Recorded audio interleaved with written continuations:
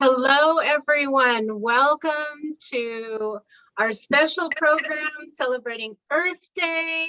I'm Lisa Martin with Silver Spring Town Center. We're so happy to have you joining us for In Search of Meaning, a visual conversation in the studio with artist Lylie Fisher.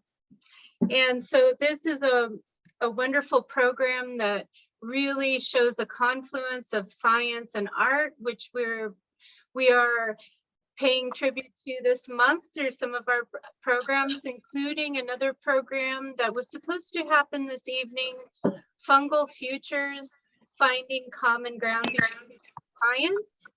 And that is with artist Jackie Hoisted and bioscientist Grace Hoisted. That has been postponed till next week, so you can still catch it. Tomorrow we also have a special program. You're probably tired of hearing about coronavirus, but this is an interesting angle on it. We've invited back Smithsonian Folklife curator Jim Deutsch, who's going to talk about expressions of pandemic folklore, case studies from 1918 and 2020. So talking about the mythology and the false notions that float around, the conspiracy theories that always seem to emerge during times of pandemics. So that's tomorrow evening at 7:30. So I hope you can join us for that.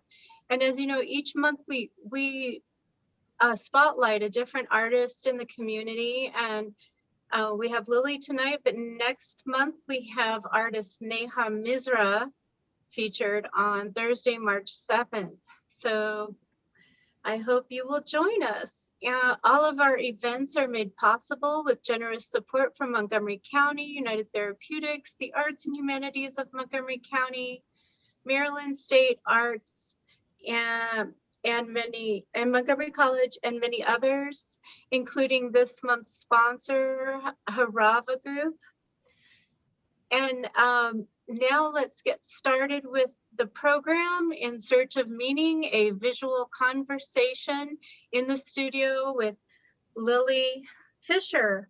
I actually came to know Lily when she reached out to me to interview me for a program that she puts together for the county. She actually, in addition to being a wonderful artist, she works for the Montgomery County's Health and Human Services and puts out a wonderful, informative, engage at home YouTube program, and helps to inform others in our county about different resources, including what SSTCI does. So we had the chance. So that's how Lily and I got acquainted, right? So good to have you. Thanks, Lisa. I will also just read your bio for everyone. For artist Lylie Fisher, particle physics is much more than a field of science. It's an art. Like art, particle physics deals with the invisible, says Fisher. One portrays emotional and spiritual experiences. The other studies unseen matter and energy. Science is the voice of the rational mind, and art is the reverberation of questioning. Fisher uses her art to reveal a hidden beauty and meaning in particle physics experiments.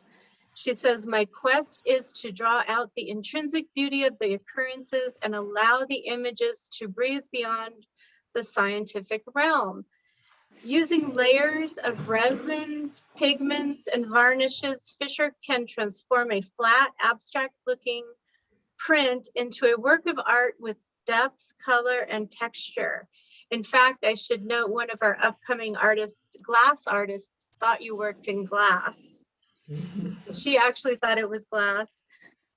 Using historic 1960s bubble chamber images from Stanford Linear Accelerator Center, SLAC, in California as their starting point, Fisher has created a series of paintings titled In Search of Meaning, The finished pictures glisten like burnished membranes. The particle tracks appear to float over a richly textured background. Let's give a welcome to Lily. And just by the way, she will welcome your questions and comments along the way so that it's just a natural flow of conversation. So happy to have you joining us, Lily. Thanks heaps, Lisa. It's so good to be here, and it's so good to see everyone. Some of you are familiar faces and others are new to me. So I really, I'm looking forward to this conversation. I am not a scientist. So along the way, especially at the beginning, there's going to be a lot of references to science because this project really did, as Lisa explained, start from a relationship with particle physics, and it is important for me to really bring that forward because that in itself is fascinating. If I tried to do that now, it wouldn't have been as fascinating because technology has moved so far advanced that it's all computer generated. But I was able to get access, as Lisa said, to some of these gorgeous old archival original films and use them as my source material. So I'm going to pause every now and again and invite some feedback, some questions. I'm also now going to stop having my video, and I'm also going to share my PowerPoint presentation. So I'm first going to quickly get my presentation up and just get that onto full screen. Beautiful. And then next thing is I'm just going to turn me off so I can be looking in every direction at the same time. There we go. So cool. So here we go. I'm Lylie Fisher. You can probably tell by my accent. I was born outside of the country. I was born in Australia. I actually came to the States because I was awarded an Australia Council Community Cultural Development Fellowship, which is in some ways a sort of a fusion between a Guggenheim and a, nope, I've forgotten the other similarity, but it was a 2-year professional development fellowship, which basically allowed me to really develop my own practice. And part of that, I also joined San Francisco State University as a visiting artist. And that was a terrific opportunity to have access to all of the resources within a university and be able to network with other artists who had come on Fulbright Fellows from all over the world. So I have worked as a teacher. I've had multiple other artists in residencies, and I have a day job. So I do some of the things to help pay the bills.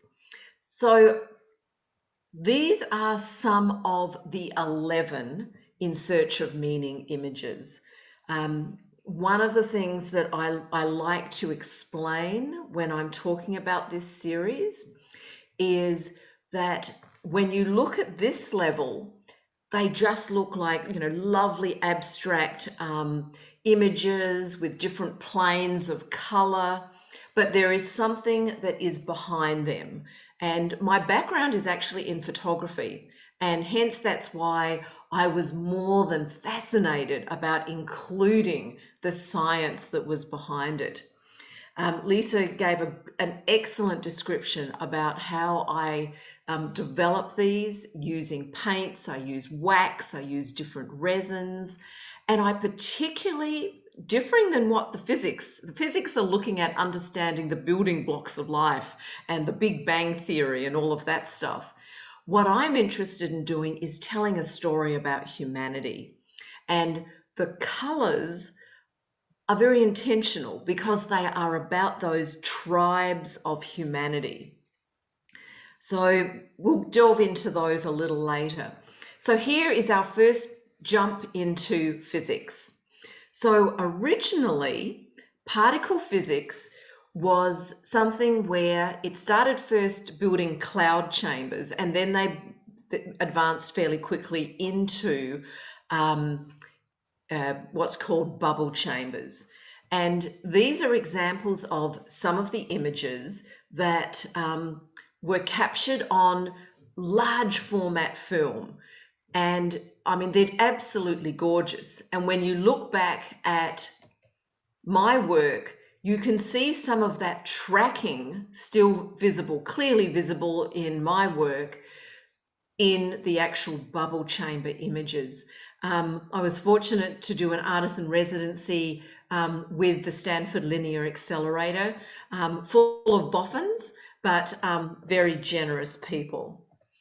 So here's a little bit deeper dive into particle physics and how particle physics operates.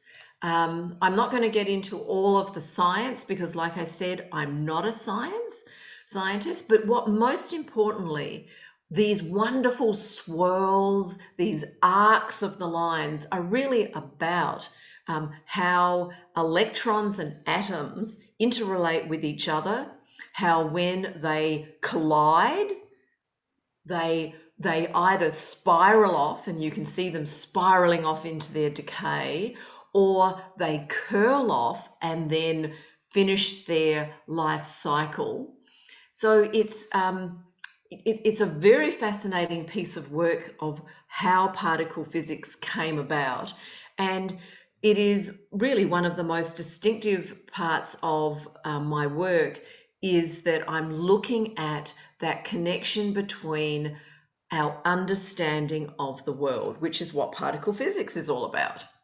So, let me just advance. So here we have two things on the left, some of these images that went from large format film and blown up into these enormous prints.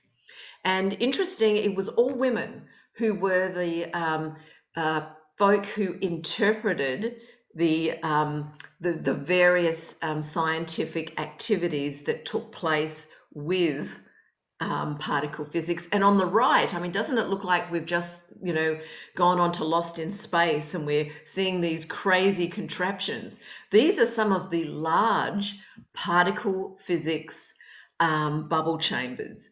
When they first started out, they were probably about the size of, like a large light bulb, and they could see so much. But then they just kept on getting bigger and bigger because obviously the larger the chamber, the more of an occurrence you can see. So how these work, and I'm just going to give you very quickly, the bubble chamber is sealed. It's a completely sealed vessel, and it's filled with a liquid gas, and usually hydrogen gas and liquid hydrogen, and it's pressurized and then heated. And then at the moment, just before they release subatomic particles into that vessel, they actually release the pressure. And so those particles fly in there, and as they move into the liquefied gas, they leave what we'd loosely call a contrail. If you think about an aeroplane, a jet flying over, you think of a jet that's flying over in the air. It leaves that cloud trail. That is what bubble chamber leaves. It leaves this microscopic particle of bubbles that comes from the subatomic particles as they move through. And you can see there's little windows in there. Someone's got their microphone on. No, it's little droplets. That's why it's cloud chamber. Yeah, could the person who's got their microphone on, would you mind closing it? I am going to open for questions, but I can hear your conversation at the moment. Thank you. So I'll just show you, look at this on the left. This is an incredible contraption. These are highly elaborate pieces of machinery that, goodness knows how much space and time, but you can see by the illustration that it actually shows that, these were vessels that were both highly developed to be able to have liquid hydrogen that could be pumped in, heated, pressurized, then released, spots for the cameras to take photos. Particle physics, and I've got another image down the track, can be anything from covering acres of land through to large multi-story buildings. So some of the earlier experiments with particle physics are on the left, and actually some of the first photos that were taken with bubble chambers are here on the right.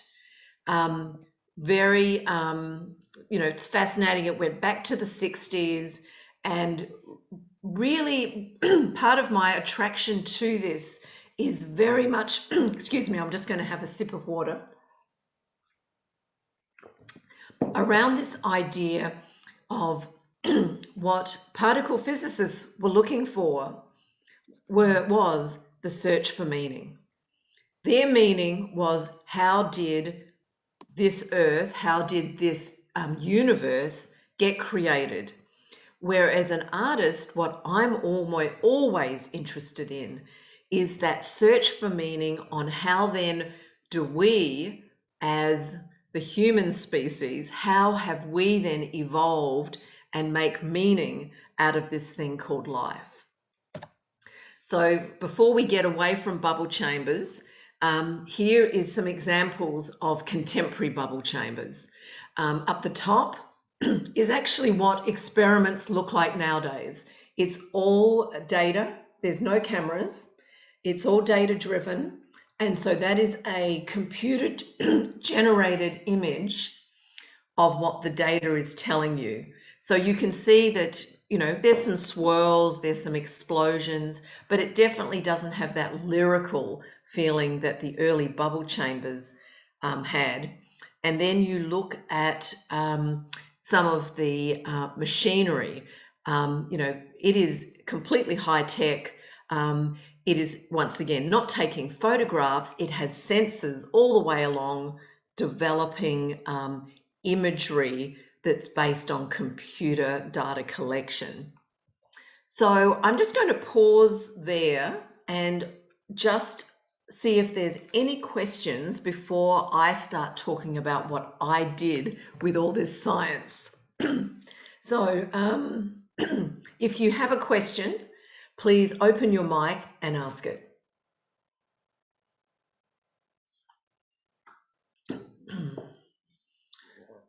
Okay, I'm just going to give it one more moment. No worries, it gave me a chance to sip some water. So here we go.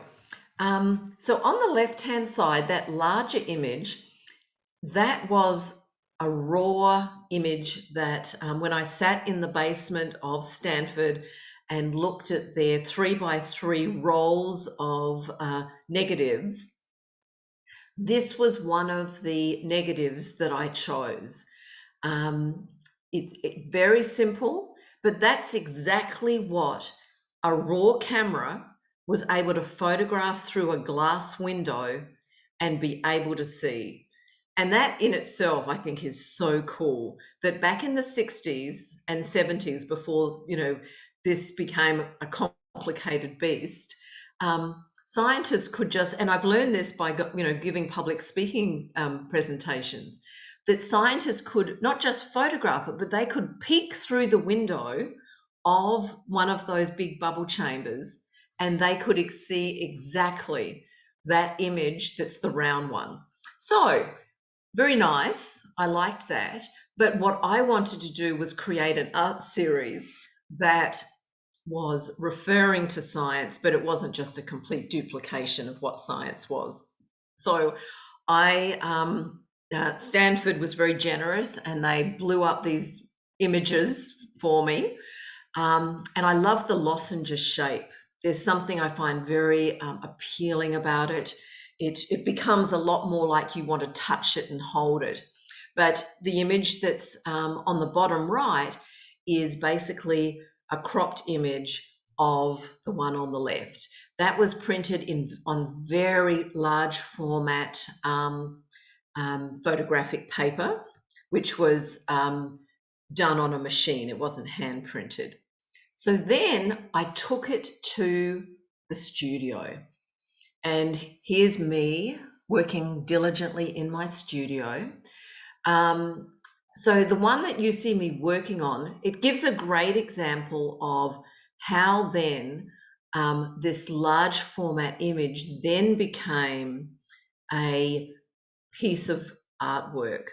So as I mentioned earlier, what I'm interested in is more about this connection between each other. How do we as individuals, how do we engage with each other? How have we gone from being, amorphous mass, which really came from subatomic particles exploding, and then, gremlins crawling out of the oceans and us evolving? How have we created meaning to life? Now, we know that in many ways, many of us have created meaning by having faith. We know faith has been around for a long time, and faith started as early as early man and woman being in the desert, looking up at the stars and creating stories around what they were seeing. It also, I'm Australian, so it also was around Indigenous First Nations people creating not just stories about the stars, which we now call astronomy, but they also created stories around the land, around the weather. And what all of that was about was meaning. How do we as a species, a human species, create meaning to this thing called life? And meaning obviously is very important to all of humanity, because we started to create meaning from the very beginning. Storytelling, fables, mythology really was created because having no sense of meaning is very alone. So for me, these images and the particle physics experiments allowed me to look at how on each of these images there are various quadrants. And here is another larger group of the 11 images. So as you can see, I've used a different color palette for each of those, each of the In Search of Meaning images. And what I see, each of the color palette represents a tribe that could be folk who are very intellectual and who go through life maybe with more of a disconnect from their emotional self. Or it could be folk who go through life living very purely through their emotional lens. But within those tribes, there is that diversity of the individual. And sometimes that individual is the single entity. Other times the individual comes together in a cohort. So within some of these smaller sections on each of the paintings, there is that ebb and flow, that color, that movement of what it actually is to be human. So I'll just pause there and just see if there's any questions.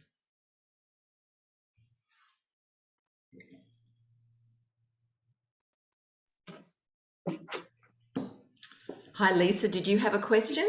No, I was just, yeah, this is fascinating. I was looking around to see if anyone was trying to unmute. I had muted everyone, but so how did you first get interested in this, Lily? So it's interesting.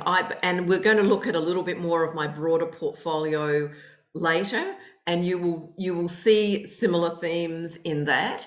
I was very fortunate. I was living in the Bay Area at the time, and I was exposed to some images of bubble chamber experiments. And anyone who has seen the raw data really is always fascinated with how they look. So I, like everyone else, was fascinated, but then I started to learn more about the actual science. And so I became mutually attracted to these images, both as the science, then as the lyrical images themselves. Right. Interesting. Wow. Lisa? Yes. Yes. It's Marsha Meehan. And hello? Who is it? It's Marsha Meehan. Oh, Marsha, you have Grace. Yeah, that's right. Well, sorry about that. It's all one and the same these days. So my question is, it's just a weird, okay, I will do that. Yes, thank you. Let me put the video on. There we go. Life is so complex these days.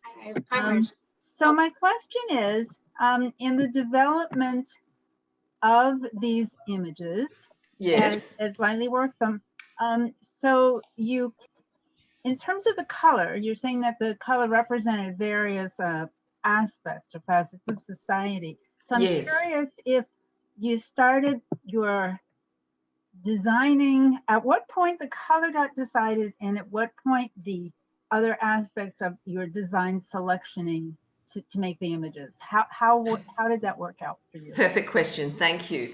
So what I did was, the first one I did, you know how it's always when you're working in a series, the first one, you know exactly what it's going to be. And that was, I'll just click back. See the blue one sitting there in the background where I'm working on the more yellow one. The blue one was the first one. I just knew that's what I wanted to do. But then what I did, each time I then put a new blank canvas, if you want to put it that way, up on my wall. I spent time pondering where did I want to go and who did I want to explore with this series. So the blue one, it's like everything. It's all about me. And it was all about, the fluidity of me, that feeling of, I'd have to say that, that joy of liquid, the joy of openness. And then each time I went to the next one, so here's an example of the next one I'm working on, I really, really went deep into that idea of what was that tribe? What was that part of humanity that I wanted to be exploring? So instead of, say, exploring it through words, what I did was explore it through painting. Thank you. You're welcome. So, I have a question. Yes. Okay, can you explain again what bubble chambers are for, what they're used for? Oh yeah, of course. Let me just quickly, I'll go back. I don't need to go back that far. There we go. So what bubble chambers, and this is where, excuse me if I'm not going to waste, spend a lot of time on it. Particle physics is all about looking at the building blocks of our universe. And the building blocks of our universe are really made up of neutrons and atoms and all other subatomic particles. A lot of the theory comes from the Big Bang Theory, where what we call our reality now, all the wonderful reality that we're all sitting on chairs and, living in our homes and going to our studios, etc. All of the reality that we call our reality is really just a result from a huge expansion that happened, a millennia ago. So they developed vessels, and they started out very primitive and then turned into, something like that, that it was filled with liquid hydrogen. And it was an opportunity for them to be able to actually see, and this is what's kind of cool. these atoms and neutrons are actually around us at all times, but we can't see them because they're just floating in the air. By filling a vessel full of liquid hydrogen and doing some very specific adjustments to the pressure inside of those chambers, they were able to photograph these molecular occurrences which continue to be happening. They didn't just happen during the Big Bang. We're actually continue to be having this expansion of the universe that's happening as a result of the release that happened back at the Big Bang occurrence. And I'm going to ask you, if you have any more high-tech questions about physics, just Google it. You'll get any depth of answer besides me as an artist, non-physicist, giving you some information. Okay, so for looking at time, I think it's probably better that I keep on going, and I'll have another break shortly. So with the project, as I mentioned, was an artist in residence at Stanford. They have a partnership magazine between Fermilab, which is a big physics experimental center outside of Chicago, and they were very generous to feature symmetry in their symmetry. In Search of Meaning in their symmetry magazine. That then went on to it being featured on the cover of a new Cambridge University physics textbook, cover of some poetry magazines. Then I embarked on a tour. So we see another bubble chamber. Isn't that fabulous? I mean, they're just, how could you not get excited by just the thought of bubble chambers even before you see it? The image in the middle is actually at Fermilab. Very gorgeous facility. And this was an example of one of the places that then I did a lot of speaking engagements inside of universities or places that were like these physics research centers. I also then became engaged with like I said, different universities up the top. And I wanted to include that little picture there. When I show these, and there is a physicist in the room, you would not think there is a single bit of color on that print. These are smaller prints of the series. Basically, what the physicists do, they just see those lines. And physicists, it doesn't matter how long they've been in the field. Bubble chambers were the last time that physicists were actually able to see their work with their own eyes. So on their side of it, now a physicist can only view particle physics through data modeling that's been collected as part of their experiments. And I found that very cool with working in this series, to actually see these, world famous physicists just going ape over not my artwork, to be honest. They didn't see my artwork, they just saw the experiment. So one of the most fun opportunities I had was that I actually was invited to Italy, and I was able to show my work both at a national museum just outside of Rome, and I had opportunity to be a guest of the National Italian Physics Research Center.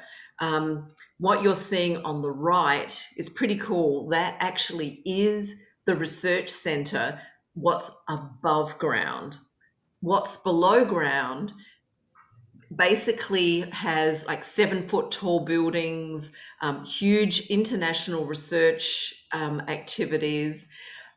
Sadly, it's come into a little bit of criticism because some of their experiments have been polluting the groundwater. So I think now this facility has been closed down. You can probably see by the glint in my eye on the left, this was when I was buried underground at this research center.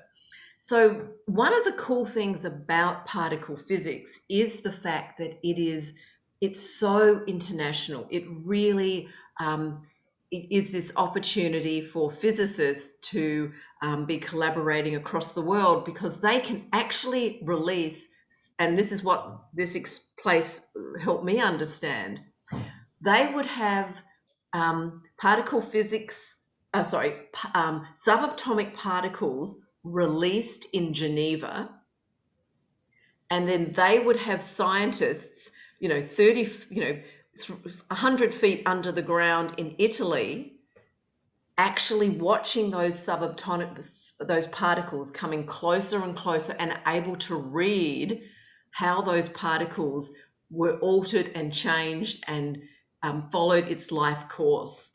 It's a fascinating field. I think we're getting close to one of the last ones in this part of the section. I've had opportunity also with this series to give lectures at George Washington University and as part of the American Institute of Physics. So I'm just going to get back to the series now. So, by looking at this work, sometimes it wasn't, you will know this as artists, that oftentimes what looks something is not necessarily what the artist is wanting to talk about. So when I worked on each of these, we'll call them paintings for this conversation, I knew the story that I was wanting to talk about. So the top right-hand one that has the blue and the purple, it's actually one of my favorites. I really like the color hues, but in reality, I call that the bruise. And that series, that particular image is all about the tribe and the tribes who live in our world who actually are damaged. People who have unfortunately come into this world, or who have experienced in this world times of emotional or physical harm or hardship.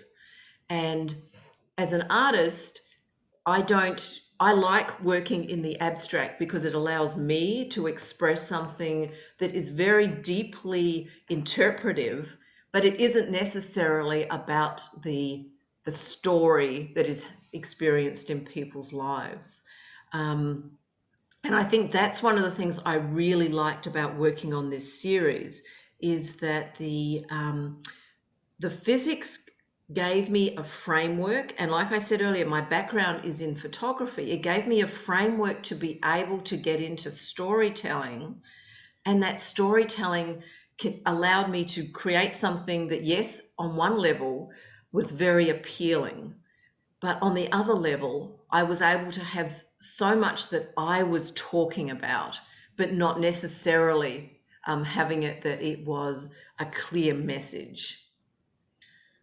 So before I go to the next section, are there any questions?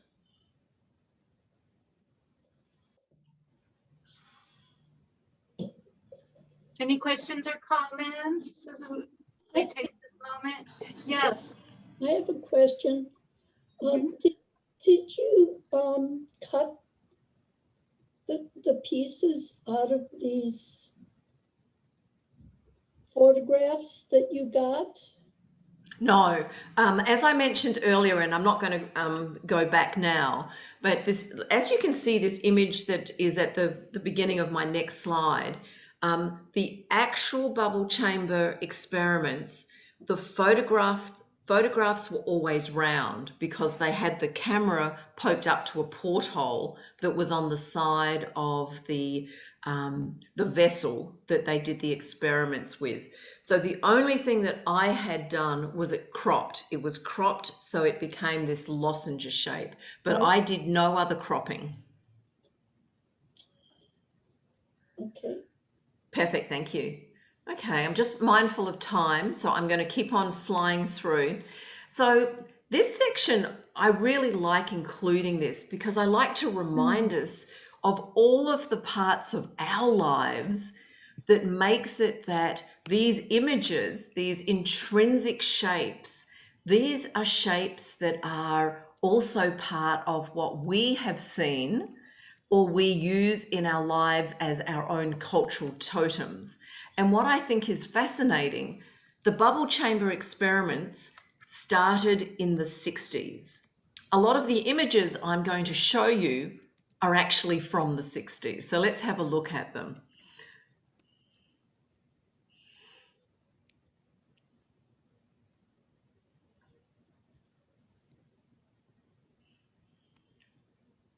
And I think it's fascinating how there is that clear cultural connection between what was happening in the science world and then what evolved into both science and art collaborations, but then also really what became before contemporary art.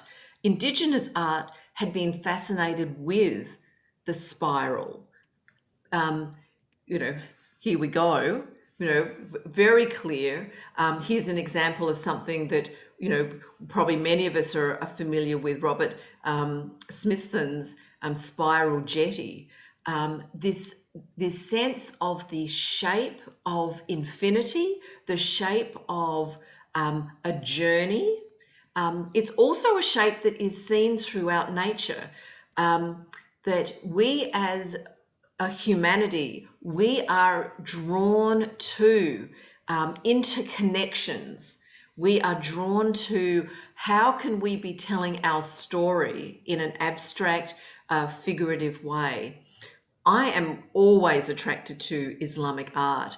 And one of the things that I find fascinating is that you could almost lay over some of the bubble chamber images straight onto some of the images in Islamic art, and you would see the exact same design work. I mentioned earlier Aboriginal art, but also Maori art in New Zealand. These are people who, you know, 30,000 years ago were making art that had no connection with science. They were doing things that came directly from their own organic experiences, their own need for interpreting the world and creating totems that gave them meaning. This is a really cool piece that's actually in LA.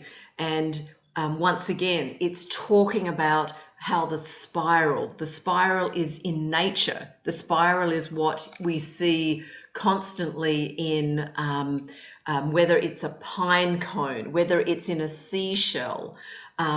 The elements of the spiral are the building blocks of so much of what we have around us.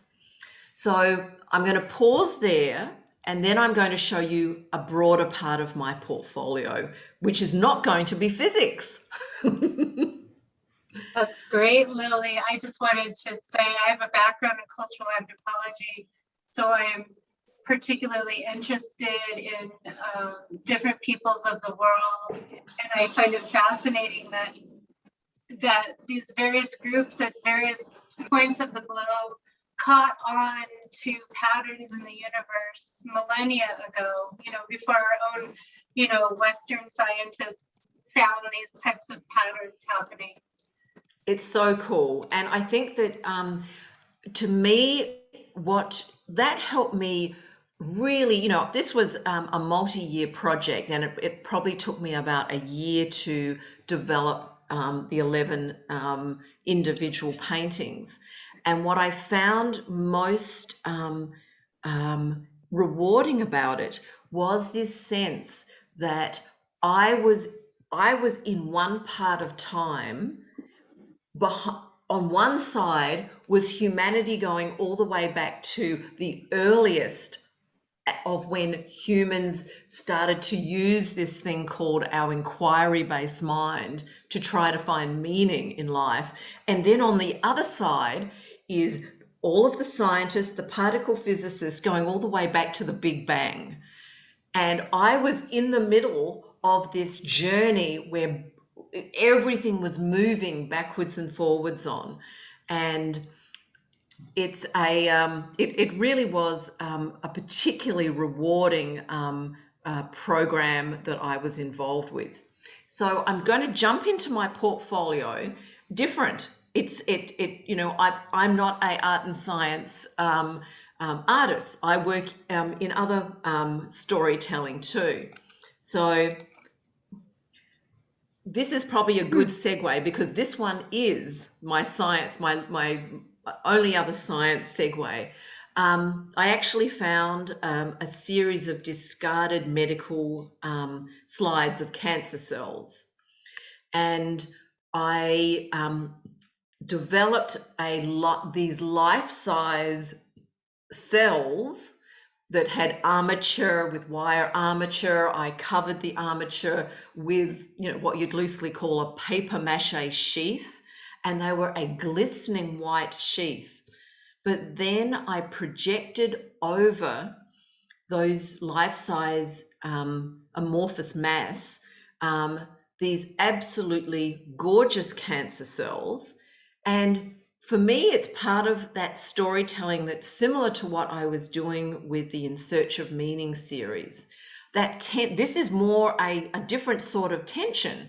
This tension was about the beauty, how there's so much beauty in, you know, we look at COVID cells now and they're quite gorgeous, but they're deadly.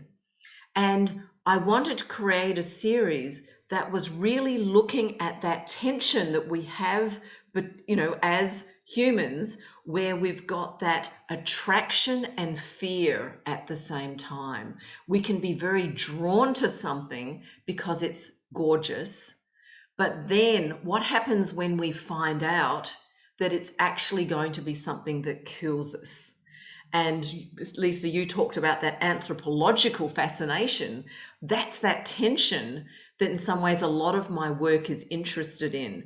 That tension between that is really desirable, that's very attractive, but that could hurt us, that you know, in this case could kill us. A lot of my work, I mentioned earlier that I come from a photography background. I never found photography, besides, you know, taking a few snaps on my iPhone or back in the day on film, I never found it allowed me to tell the story that I wanted to tell as an artist. You know, it's nice to take some holiday snaps, but it doesn't allow me to tell the story.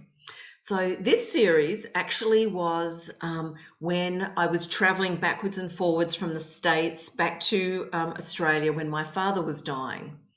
And my parents lived near a beach. And every morning, before anyone else would get up, I would go down there, and it's a very flat beach so when the water went out, it left these very intense ripples, very, very intense ripples in the sand. And, you know, I was in that, you know, when you've got a loved one who's in the dying process, the end of life process, you too are on a journey. They're on one journey, but you're also on that journey also. And I took a whole series of photographs, and I ended up to select 3. And here are 2 of them. These aren't just the photographs. What I've done, and these were very large scale photographs, they have had cold wax. They've got pigment, and I've ground them into the surface of the photograph. And so it's a little harder to see when you're looking on a slide, but what you're looking at is a murky film on this very neutral, ripply background. And you'll see, these are some of the later ones, but you'll see back when I first started to do this work, it's that layering on the photograph that allowed me to do what I had always wanted to be able to do in photography, which was to bring the emotion, to bring the storytelling into the photograph. Warm Cocoon was a fun project, and it looks gorgeous, but in reality, it actually is telling the story of how, as humans, how we sometimes have to survive in life by building protections. Sometimes those protections are ones where we become very cold and hard, or we don't allow people to come into our lives, or we have very complex and elaborate defense mechanisms. And I wanted to be able to work out, how can I talk about that in a way that actually, once again, was sensual. It was delicious to look at. And in some ways, that's what happens in life. You know, we live in a world now where people, through their Instagram feeds, can look absolutely fabulous, even if they're having the worst day of their life. And part of that is by being able to create masks. And I have my own personal theory about some of the challenges that happen if we go through life focused on building gorgeous protections and armor rather than actually learning how to be in life. But this was a gorgeous, I have to say, as in a series that I love doing. I worked with friends, and they volunteered to have parts of their body cast. So whether it was a face, whether it was a hip, whether it was a shoulder, whether it was a chest, I would make, like you would if you broke something, I would make a plaster cast of that part of their body, and then got the, you know, because it wasn't a full cast, it meant I was easily able to take it off the person, and then spent, you know, hours and hours in the studio building these absolutely gorgeous artworks that then are armor. They're an armor that, instead of being a metal shield or being something that's made out of spikes and hard surfaces, these are luscious. These are the kind of armor that you may not necessarily, you know, we go through life like this. We build such gorgeous protections for ourselves that we don't always understand that what it does. Yes, it provides sanctuary and a comfort space, but what it can also do, it can be incredibly isolating. So there's two series after this that are less gorgeous. This is when I was working very much with adding these layers to the black and white images.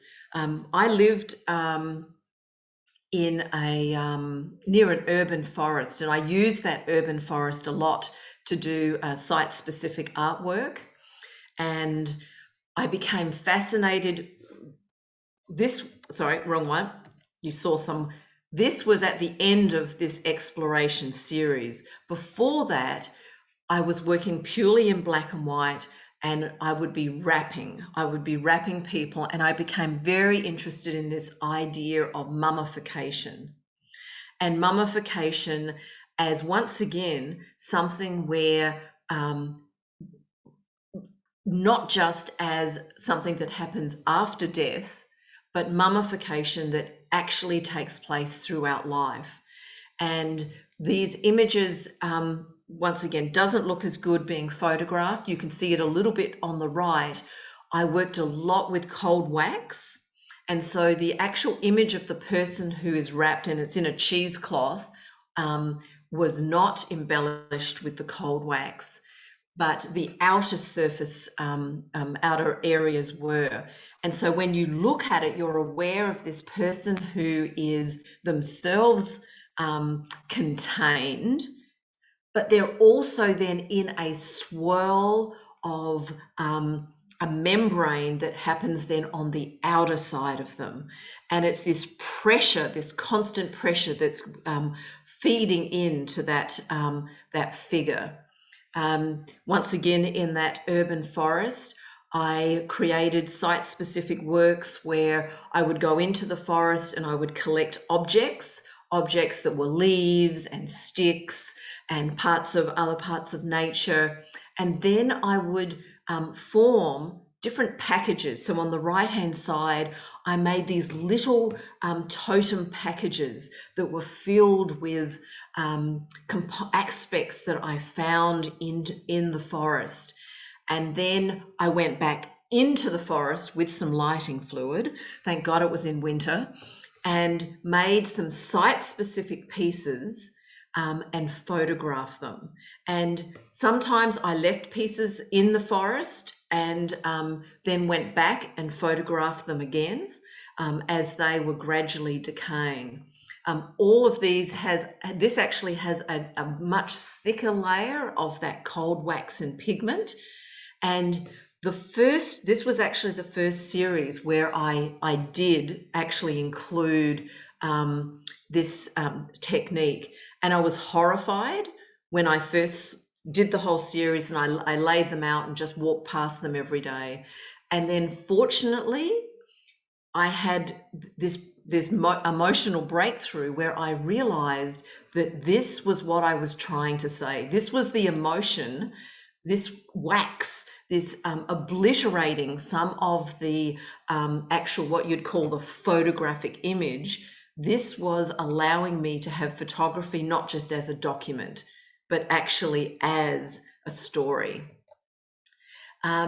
These was a series with life-size cocoons.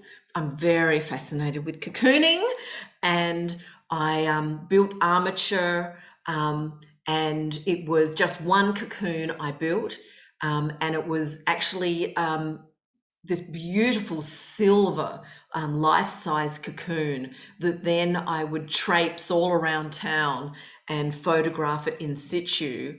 And then back in the studio, after I'd made large inkjet prints, would then start looking at what is the emotion that's happening.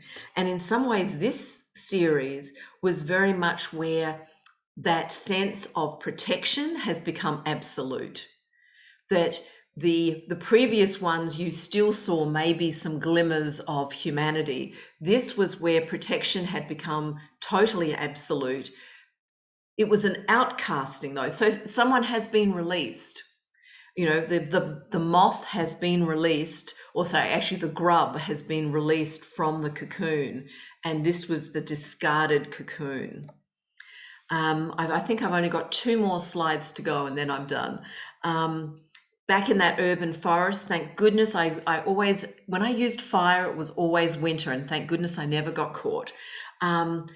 Very fascinated with the idea of not faith, but as in energy of spirit, energy of how that intangible part of our lives, whether it's external and it's part of our intrinsic self, or it's actually part of the spirit that we all inhabit. And it was an experiment. I wanted to see if I could photograph that sense of spirit force. So this was a fabulous experiment with fire and long exposed film. There's no actual added layers to this. This is all long exposure where I'm in every photograph. Sometimes I disappear because of the long exposure. And it was probably one of my last series that I did where I didn't actually put membrane onto the photo surface. And then the life cycle of frogs. I, once again, have this life fascination with the life cycle of frogs, that whole piece of evolving, how this is such a gorgeous creature that part of its life cycle goes from being just a jelly egg through to the tadpole to the frog. And this has a lot of painted membranes on top of it.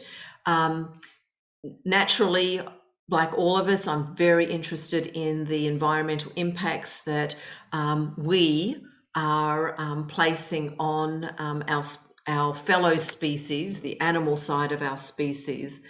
And this was something that was less about human and more about what is the impact on our other creatures. So that is it. That I wanted to fly through that because I'm mindful of time.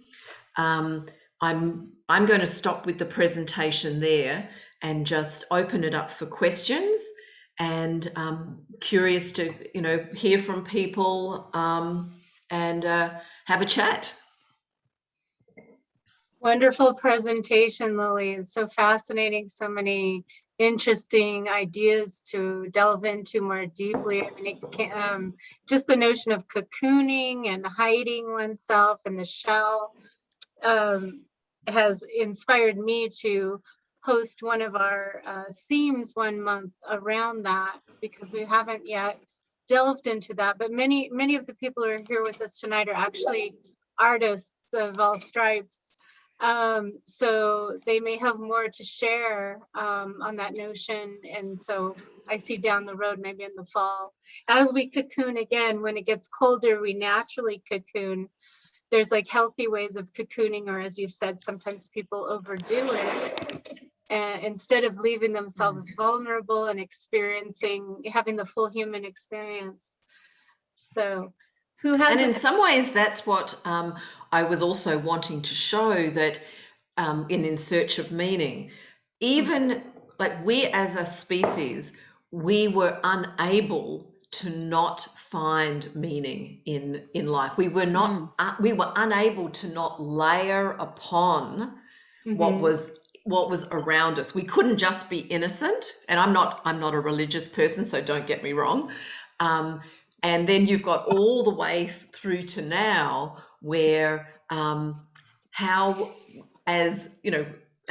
we conduct ourselves in life, whether it's driving a Rolls Royce, whether it's having a facelift, whether it's having our like I actually do have my Zoom filtered. Softening my appearance, we all continue on that journey of how are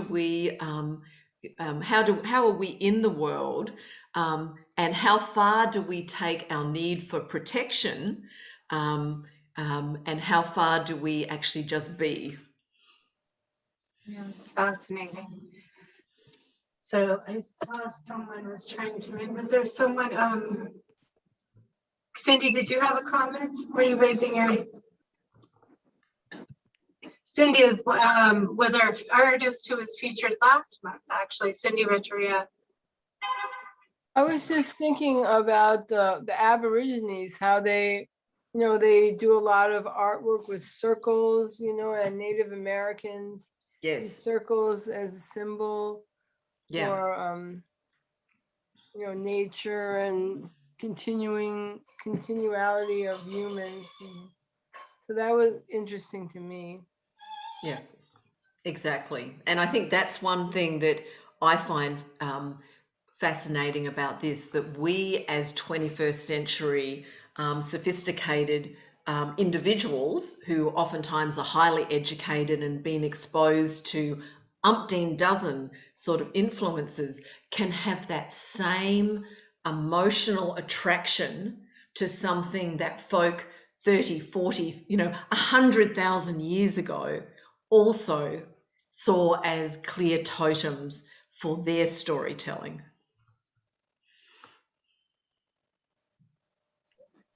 So I have a question, and I'm not one of the artists here, but I was curious how you chose the colors in the original art that you were showing us. It was related because it was very vivid, and in my mind, if I was thinking about physics, that's not where the colors would go. So I was just, I thought it was partly based on, you were talking about tribes, so that sort of bespeaks life, but I was just curious.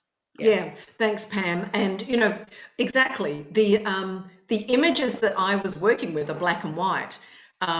It was the trails of the subatomic particles. They left a clear little bubble trail, and the entire background was black.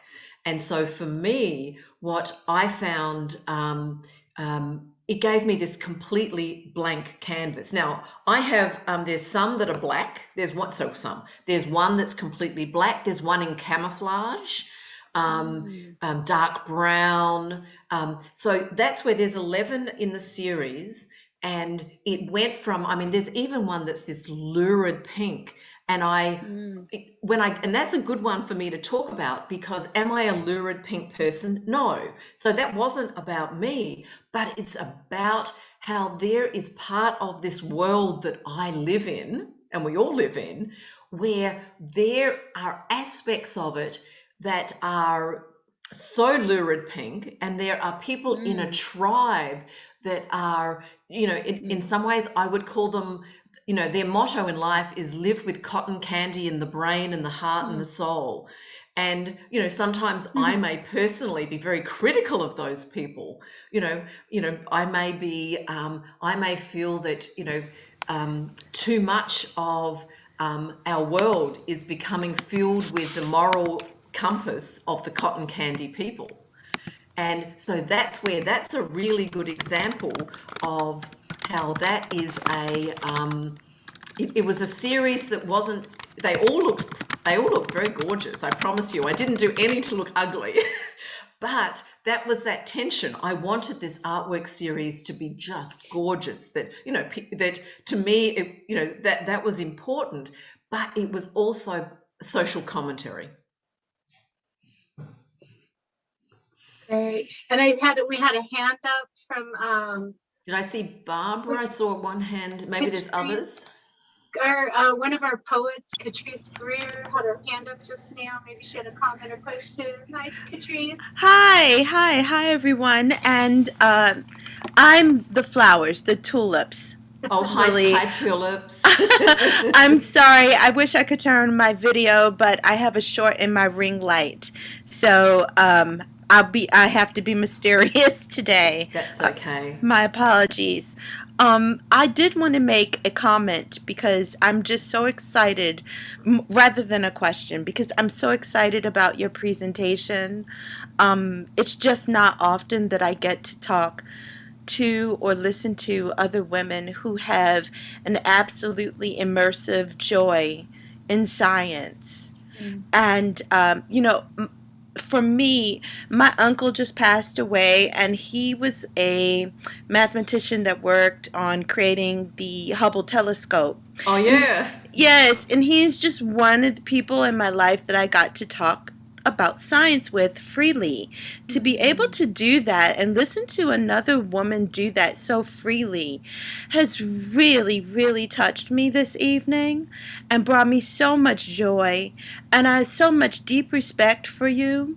And to hear you talk about the Fibonacci sequence, the golden ratio, and the replication of it all, especially when you just talked about lurid pink, how it's not just about it being personal, but that it exists in the world, and to show that it exists, that it has a place, and that it replicates itself in time.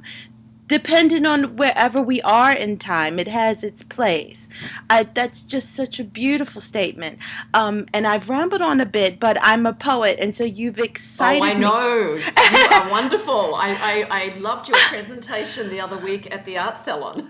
Oh, my heavens, you were there. Well, okay. Thank you very much. So you've inspired me, and it really opened me up a lot more to feel that speaking about science it normalized it for me. You just freed me, and I'm so wonderful. grateful. Thank you. Pleasure meeting Candace, you. Yes. Same here. And I would have to say this series helped me connect with this amazing international community of women, either in science or women who are interpreting science into their artwork. And I would highly encourage you to connect with local universities.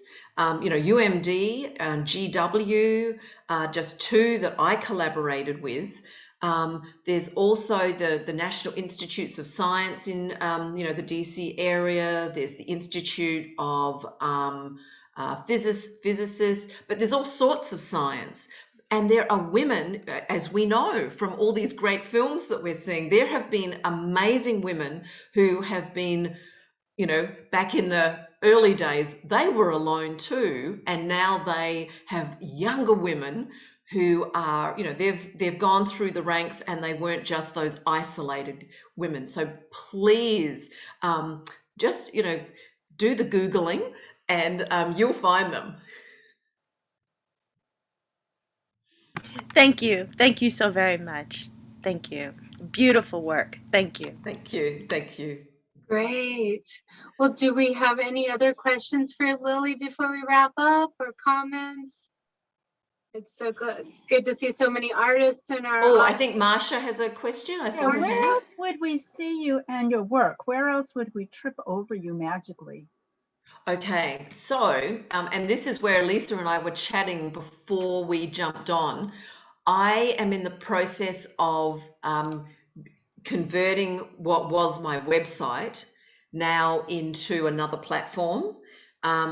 So I'm going to share with Lisa once it is complete. I'm not going to share it at the moment because it's not. But I am going to be building a new space that has both YouTube, and it also has access to, you know, like the classic online. So great question, and I wish that I could say it's already done, but like all of us, I get distracted by other things. This is perfectly great. We'll just watch for that. Thanks so much. Thank you. I'll share it with Lisa once it's Perfect. up and yeah. Oh, and Marcy, yeah. Marcy, hi. Hi, thanks. I was really interested in seeing what you were presenting. And like Marcia said, like, I know you were saying you could see on your website or what you're going to put together next, but I don't know, it would be interesting to see in person, you know, some of the artwork or what you've done. So I don't know if that, of course, not COVID now, but I wonder about future or I don't know, exhibits, or do you have any? Exactly. I think I'm there with you, all of us artists, that at the moment it's what's the word called? Some of my exhibitions are in my head at the moment, probably like all of you. And that's why Lisa organizing this is so good, because even though it's not the same, let's be honest, you know, showing a presentation via Zoom is not the same, but it's better than nothing. And I congratulate Lisa for really pivoting so well from these the in-person salons and speaking engagements into something that's so meaningful. And we had a great turnout of people here today. So bravo to Lisa. Thank you. Thank you so much, Lily. This has been a really rich, fascinating presentation and discussion that can branch off like a tree in all kinds of directions. You've really inspired and energized us and gave us a new perspective, which is what these kinds of conversations are all about. So please, this is not the last you've seen of Lylie Fisher. We will feature her work in an upcoming newsletter and let you know about her next showing.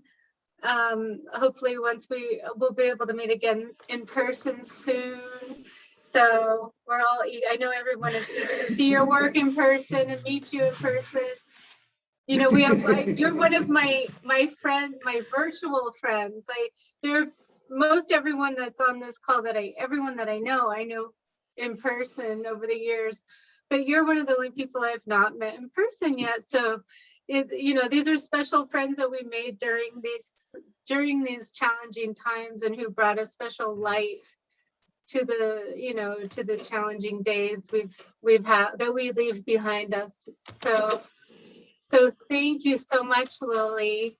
It's been a wonderful evening with you. We look forward to having you back. Thank you, and it's been great. Many of you were on the art salon last week, the week before. No, it would have been 3 weeks ago maybe, and that was a really fabulous opportunity. I'd already spoken with Marcy, but it's a great opportunity to also see the creative women who are out in our area and who are totally inspiring. So it's great to keep the connection going. Well, our next art salon is in July, so stay tuned for that, and please join us again whenever we gather. And you know, because everyone loves your work. I couldn't keep up with all the rave reviews in the comments for your work, so hopefully you caught them. You might want to save the chat so you could go back and look and see what folks wrote. Anyway, thank you so much again, artist Lylie Fisher. Thank you to everyone who joined us, and we look forward to seeing you again soon. Thank you, everyone. Bye-bye. Be well. Thank you, Lily. Bye-bye. Bye-bye.